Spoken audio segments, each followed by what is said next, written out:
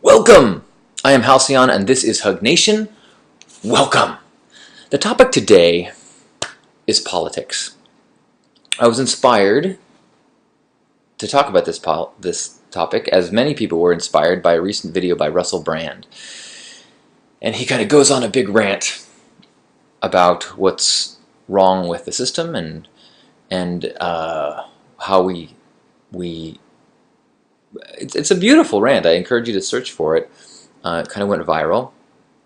And at one point he says very clearly, revolution is going to happen. The interviewer keeps saying, what are you saying? Are you saying you want revolution? And the reason why it came to that point is because Russell Brand said something in the interview that I felt was hard to hear, made me bristle up. And I think a lot of people that are saying pshaw to him is because of this one statement about in his whole tirade, and that was, "I don't vote. I've never voted. I don't believe in it because it doesn't work," and basically encouraging people not to vote because his perspective is that voting is almost like a pressure valve. It makes you feel like you're doing something, like recycling or driving a Prius, is what he said. Which is a very interesting point. But what it leads to is that idea that a revolution is necessary. And what needs to be remembered if we are to choose revolution is that revolution comes at a cost. And so I've seen a lot of really wonderful dialogues happening around this video, and some people going, this guy's an idiot, this guy is amazing.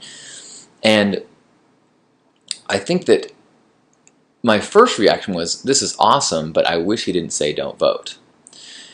Because by his own explanation, he's like, look, I don't have the solution. I've got some ideas about what a better system would be. It was an interesting point in the interview when the interviewer was like, so who's going to be kind of in charge of this? And he's like, well, people. It's like, well, like a government? Like, well, how would you get the government? It's kind of like, so we understand the system is screwed, but what are you suggesting as an alternative? And Russell is saying, that's really not the point of this. He didn't actually say that, but it's something I heard P.J. Harvey say. P.J. Harvey, is that his name? Or is that the P.J. O'Rourke? Not P.J. Harvey. P.J. O'Rourke, who's a political satirist. I saw him speak when I was in college, and someone stood up and said, I hear you complaining, and you don't have any answers. And he said, look, I'm a political satirist. My job is to turn on the lights so that everybody can see the bugs. It's somebody else's job to be the exterminator. And I think in that ways, Russell Brand is doing an incredibly good job of saying, look, this is here. I'm not gonna to tone it down. I'm gonna angrily say what I think is wrong. And hopefully enough people will say, yeah. So after watching it, I quickly went to and rewatched a video by Laurence Lessig, L-E-S-S-I-G.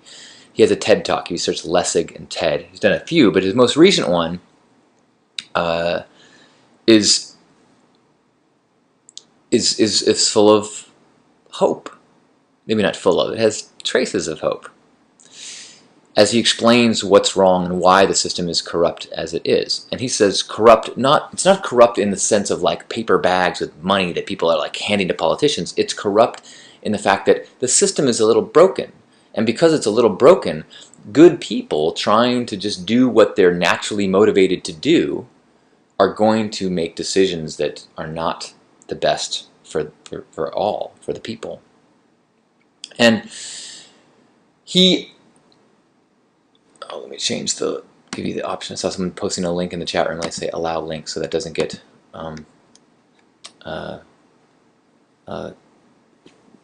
censored in the chat room. Now you can post links. Sorry about that.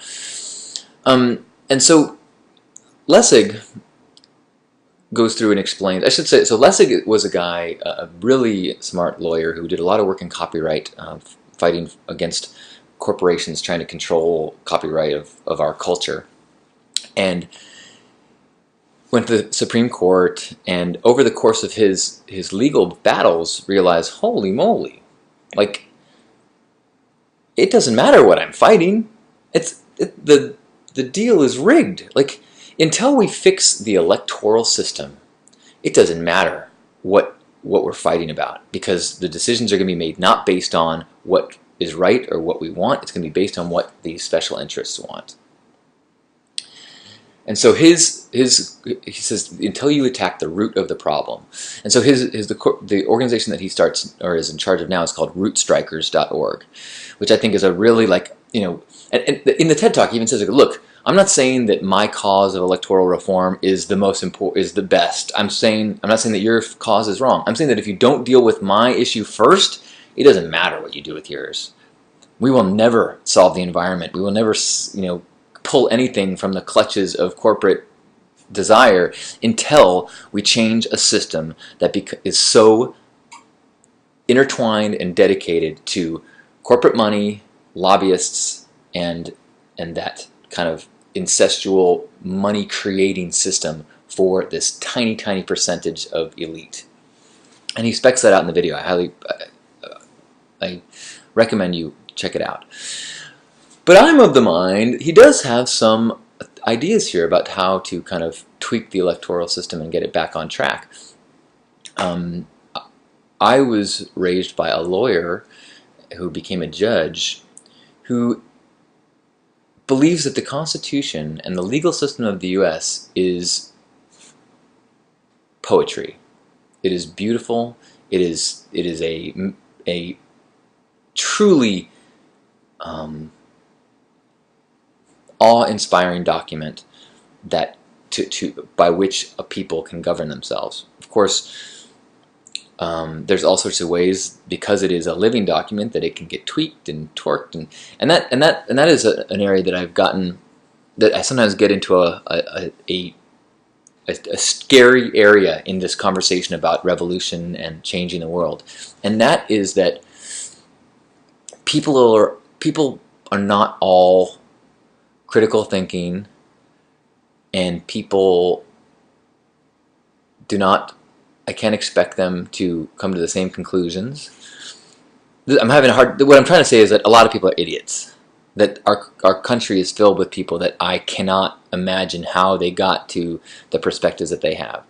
And anytime I leave my bubble of my world, my Facebook friends lists, and go and look at popular news shows or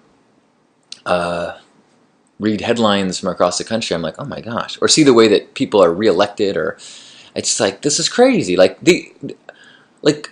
no wonder democracy doesn't work, because these people have crazy beliefs and are easily manipulated. And that's the dangerous part. And actually, the easily manipulated part is the thing that actually can get helped by election reform. If we just have revolution and give power to the people are idiots and will be manipulated again. How do we know that it's going to be the good? I mean, manipulative people are incredibly sophisticated. Look at the Tea Party and the Koch brothers. Koch brothers? Like, they're very smart people who get to these puppeteer type levels and will think 5 steps ahead. I mean, the whole idea of like a, you know, what's the name of the military procedure where you fake an attack in order to stir up your own people? Kind of a Gulf of Tonkin, or there's a bunch of, it's got a name for it. Anyway, you know, like, if someone who's incredibly sinister and manipulative, then they will do what Noam Chomsky called manufacture consent. So if I want people to, let's say I have billions and billions of dollars at stake in what's going on in Iraq. So what I need to have happen is I need to have the U.S. take control over there and take out some dictator who won't let go of their controls on banking and who won't let me manipulate their oil reserves. So that's what I need to have happen. So what I need to do is I need to make sure that the people of the U.S. want that too, even though why would they want that? It would mean that thousands of their countrymen would die, and they would kill thousands of innocent people. How do I make that? Oh, I have to manufacture consent. One way I could do that is I could make an association with a questionable roots terrorist attack with Iraq, mix messages so people start to associate this terrorist attack with Iraq. Suddenly, people are clamoring for justice, and the people are begging the power to take action against Iraq. And you go, oh, you want me to attack Iraq? You want us to? Oh, well, okay. If that's what you want, I'm a servant of the people. That's how manufacturing consent works. So I had a very false flag. That's what it's called. Thank you, Douglas Tanner. Thank you for being here. False flag operation. That's one where you create a negative experience because you know it will rally people in the opposite direction. I mean, people have argued that Pearl Harbor was allowed, that there was a chance of we could have stopped that. Maybe that's even, well, my history is getting fuzzy. So much of my memory has become fuzzy. But if you once Pearl Harbor was attacked, it was easy to rally the troops, right? How many times in history are officials thinking this many steps ahead? More than I'd like to believe. Anyway, so so the thing that happened politically in my hometown, we have the mayor here, Filner. It was, side note, take a side here. Several months ago, the mayor's office had been talking with First Saturdays back and forth, and the mayor was gonna come down to First Saturdays, and he postponed it. And then the day that he was supposed to be there for this photo op and with our homeless outing, he didn't show up, and his staff did, and it was kind of like, whatever, dude. We were kind of pissed. I wasn't that pissed, but whatever. It sucked. And then the next day, the news story broke that our mayor was being, indicted for sexual harassment and all this horrible stuff. And so he then stepped down, and we were a laughingstock and embarrassment we were on like the Daily Show, and yay, San Diego. Anyway, from this angle, that looked like I was saying F you. This is actually a dance. Yay, San Diego. Okay. I'm all over the place today. I guess I'm high on voting. I did my absentee voter ballot because that's what we got. We got a new ballot now for a new mayor. So I got my absentee ballot. I always vote absentee. It makes it way easier. You just get it in the mail it, and send it back in. It costs you cost of a stamp instead of having to go to the polls and drop it off. So I'm a permanent absentee voter. Now, my parents collect, the materials that are sent to them, and I can look through whatever is sent to vote on. And in San Diego, the three front runners right now, there's all sorts of fringe people, and there's one guy who seems like his sole cause is more guns. There's one person who's, well, anyway, there's fringe people, but the three front runners, there's one guy who's kind of like by the book, standard, stereotypical Republican, except he might be gay. But beliefs and politics and stance wise, it's coming across as the Republican. The Democrat is a standard Democrat guy, and then there's a third guy who was a Republican and then got frustrated with a bunch of political party stuff and became a Democrat. And he is the front runner. And all the polls say that if that guy, the third guy, goes up against the Republican, that the third guy will win. So, are you following me here? So what the Republicans have done is they've started to, they want, they don't want this third guy in the runoff between the Republican and the Democrat, right? So what they want is, this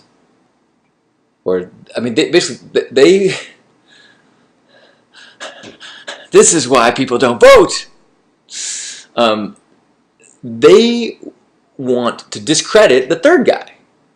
So all of these materials that come to the House are pro-nuclear number 2, the Democrat, the stereotypical Democrat, an anti number 3 flip-flopper guy, trying to knock him out of the race so that the Republican could go against the weaker Democrat. Does that make sense?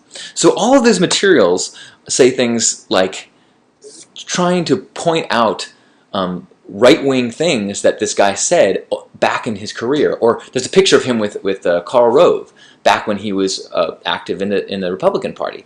And so the Republicans are trying to say, dude, look how Republican that guy is. You don't want to vote for him.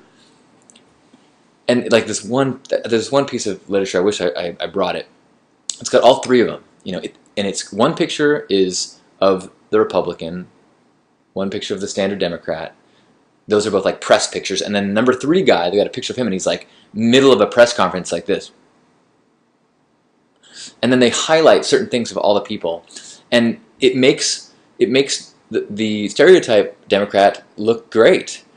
And it makes Republican look okay. And it makes the number 3 guy look terrible. And it's all coming from a right-wing Republican group that just wants to discredit the frontrunner. And I just felt like the whole process of that game playing, of that manipulation, of that using press and this election process to just confuse and twist and torque what we know. So that if I didn't have my parents to walk me through this, I wouldn't know what's going on. I'd be so confused. I haven't been following all the ins and outs. If you don't know somebody who knows somebody who knows a candidate, it's like you're reading spin. It's very confusing. And that's when it comes down to money. You got to have enough money to put together these crazy manipulative marketing plans to polarize people, to make other people look bad and to make other people look good. Not based on truth, not based on record, but based on whatever gut things you can pull out of people, so that the small minority of voters will be swayed. And so that's what's broken. And so Lessig has some ideas about. I'm kind of ranting. I'll pull this all around here. So Lessig has some ideas about being aware of this and how important it is for people to push election reform. And there's a few acts that he actually mentions that are in play that we can start to rally behind, because there's zero incentive for somebody in the system to get election reform. The system as it is this money generating machine. And in fact, the more polarized we are, the more angry and aggressive and combative it is, the easier it is to raise money. So lobbyists, the other thing he mentioned, he talked about that the number of congressmen that then work on K Street, which is where the lobbyists, it's like Wall Street and K Street. K Street is where lobbyists' offices are, law offices that when you finish Congress, you go to work there and become try to influence policy. And there was a quote by a congressman saying that Congress is a farm league for K Street. That the average salary goes. Congressmen are not paid poorly by professional standards, but the average salary goes up 1,600% when they go into become lobbyists, and that's everybody, staffers, everybody that works for congressmen. Anyway, so the point is, it's really broken. It's really destroyed. And so as I'm my intention of talking about this topic was to say, Russell, you're great, but we got to fix the system by voting, and try to use the system and fix it before we call for revolution, because that's going to be bloody. There's going to be,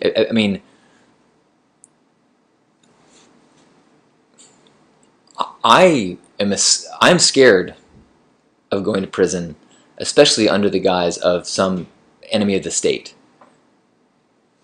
I hope nothing I'm saying here is considered to be against the government, against the state, because that is about the most scary thing I can think of, is to be considered a terrorist and then to have your rights taken away and be locked up and be submitted to the things that we do put people through.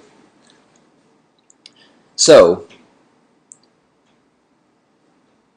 I would love to be able to get to a sunnier place without violence and without putting good people in dark rooms indefinitely. And I wonder how much of my desire to avoid true revolution is because I don't have kids. And so I kind of have a end game, you know? If the world is spinning out and we're just going to get more and more corrupt and more, if the division of wealth just gets worse and worse, like in some ways, if we've got a losing hand and we just have to play the rest, you know, in my world, I play the rest of my cards and I lose the game and I go on, I play the next game. But someone who's got kids, it's like I can't. I mean, if I give all my cards up to that person, then my kids have to deal with a stacked deck and so then what are we willing to do, or what is one willing to do, and what's really at stake? There was a quote I saw on Daniel Pinchbeck's Facebook page. It said, "How do you think the world will look in 100 years? What will people do with their time? Will it be a world of cultivated leisure and cooperation, or a hierarchical slave state?" Now, that's not an especially well. And I guess the question is, yeah, I think of this dreamy, lofty future where we take care of the environment and we have far more equality and we have this much more leisure because the world is automated and we have all these technologies that can create, food and automation and everything that we need. But we have all those things, those advantages and those technology advantages now, and yet we're still culturally, the divide is growing, and I don't think we're heading closer to a peace, love future. Maybe we are. There is one argument, I heard this first from Joe Rogan, that the world needed the crazy competition, the progress virus that has infected the West and now the world, because we had to push technology to the point where it is now. So now we have the internet, so now we have a connected world, and potentially very soon we will have the singularity. Way too much to explain that in detail, but basically the singularity, if you're not familiar, is when computers and human biology technology and computer consciousness technology hit, and finally we have a computer that is smarter than a human being and can make decisions and think like a human being. And then that computer, very quickly, will be able to create a computer that's smarter than it, and it's smarter than it, and it's smarter than it, and it's smarter than it. And pretty soon we will have the human consciousness and technology, computer, it will be one thing. And that we needed this crazy state of technological pushing to birth, these are the labor pains of the birth of the new organism. Did I blow your mind? So if that's the case, then does that happen? Does that head us towards Matrix world or something better, or I don't know. I had a good conversation this week where someone was saying that look, this is not. And well, I guess this is a conversation I have quite a bit of. Like, is there anything wrong? The world has always had black and white. It's always had corruption. It's always had evil men and always had tyrants, and there's always been a rise and a fall. Do we need to topple the tyrants? Does it happen inevitably? how unhappy do we need to live for that natural order to exist? Is living in a state of trying to enjoy the now and appreciate your blessings?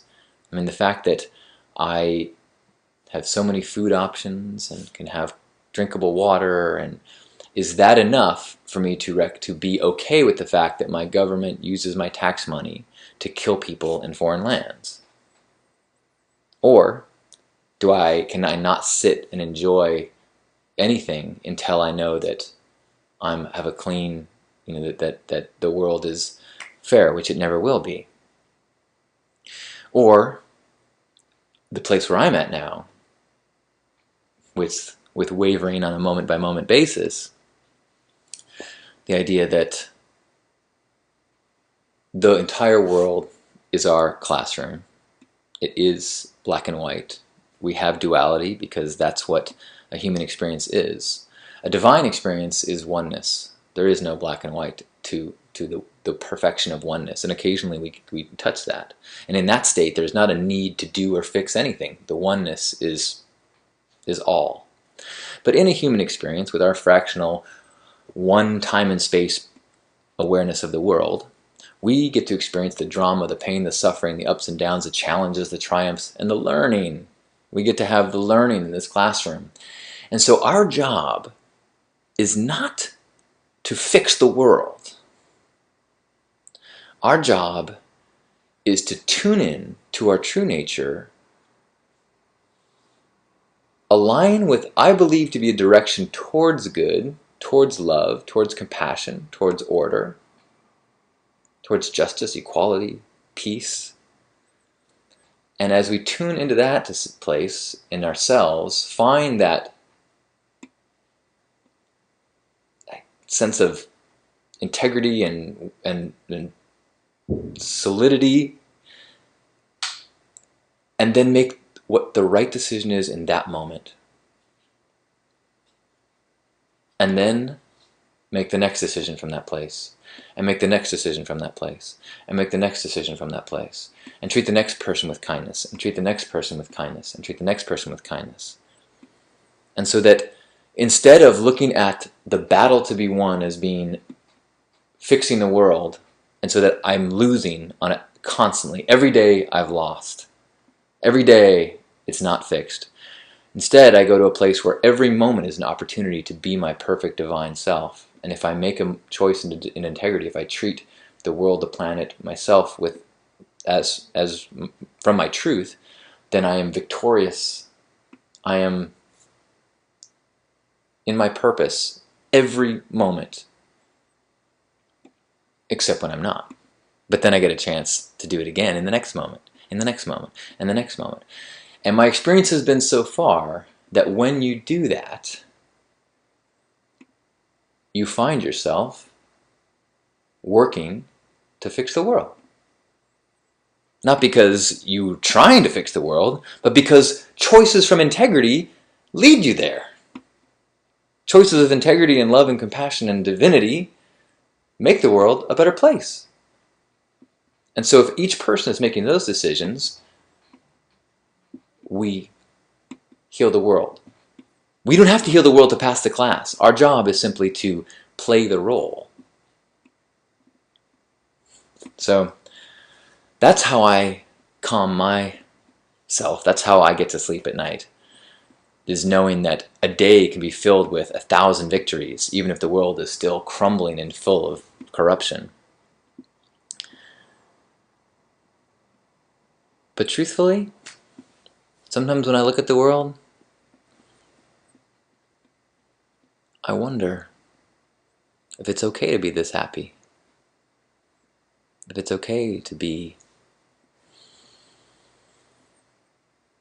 so cone focused, if that is actually a opiate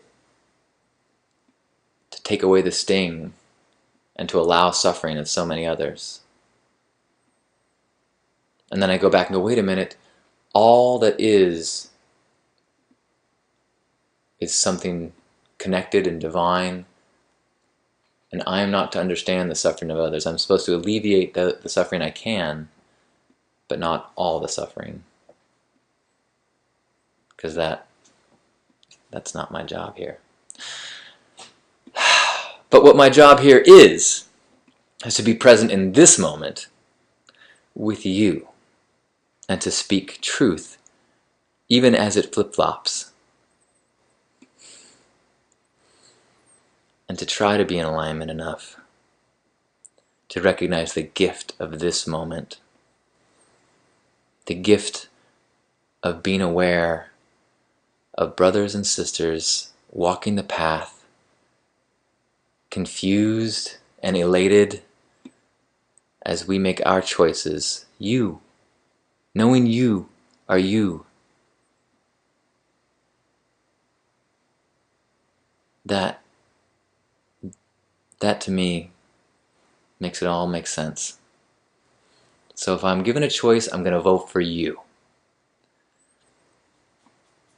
If not, I'll vote with every chance I can, with every decision, to be my best self and have faith that you will do that, and we will inspire others as we walk our paths and shine our light. Thank you. I love you, and I'm so grateful to have moments like this to reflect.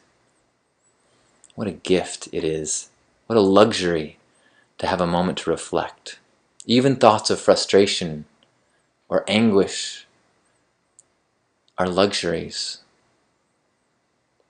My belly is full. My feet are warm. And I know that you exist.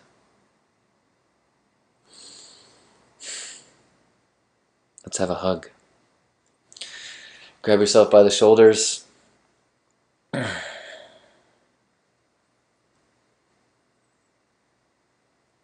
be grateful for the comfort that we experience in this body. Sure, it might have snags along the way. You might have an ache here, a limp there.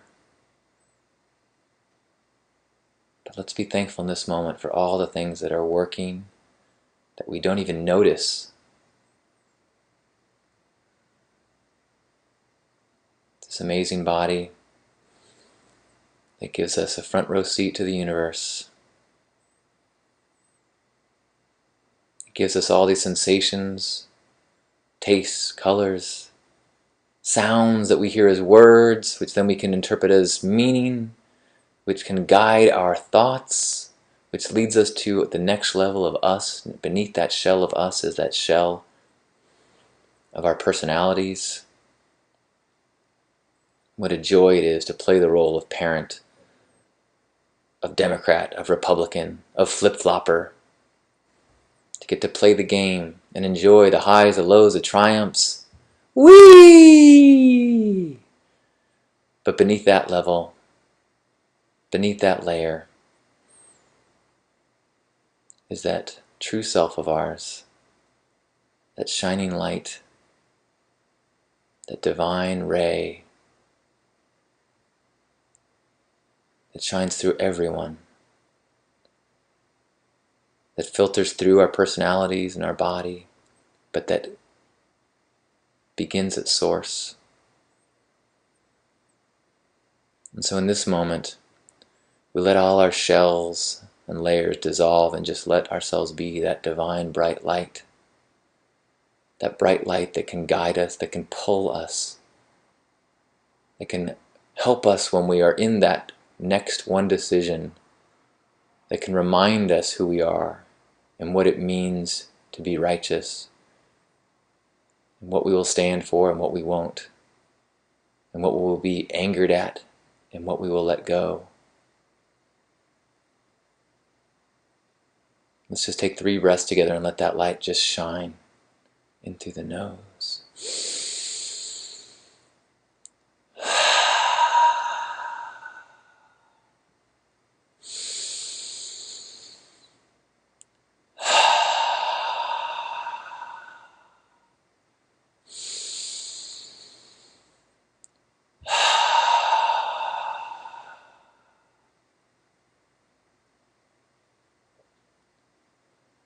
On behalf of Grandpa Caleb, Russell Brand, Laurence Lessig, And all the love warriors, happy Hug Nation.